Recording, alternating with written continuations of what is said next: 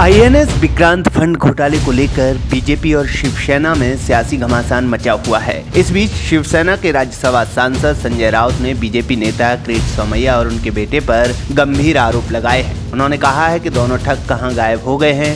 किरीट सोमैया के मेहुल चोकसी के साथ अच्छे संबंध हैं। उन्होंने सवालिया लहजे में पूछा है कि कहीं दोनों के भागने की योजना तो नहीं है। आइए सुनवाते हैं संजय राउत ने क्या कहा है।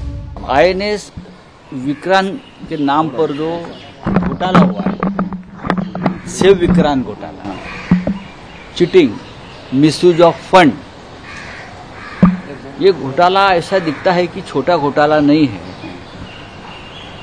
उसकी व्याप्ति बहुत बड़ी है, उसका स्प्रेड बहुत बड़ा है। पूरे महाराष्ट्र से पैसे जमा किया है किरीट सोमैया,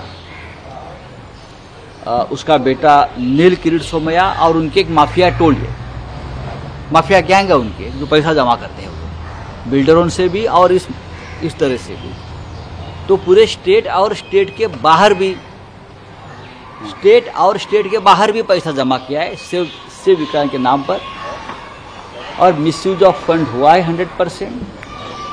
तो ये जो पूरा गुनाह है वो मुझे लगता है कि ईओडब्ल्यू के पास वर्क किया है और अभी उस हिसाब से उसकी जांच होगी।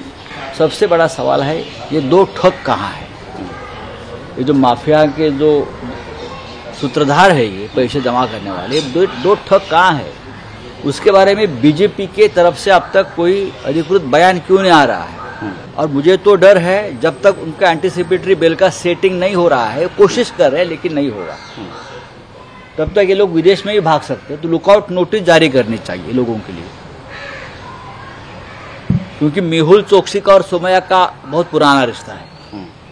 तो जहां मेहुल चोकसी है वहां तो नहीं भाग गए हो।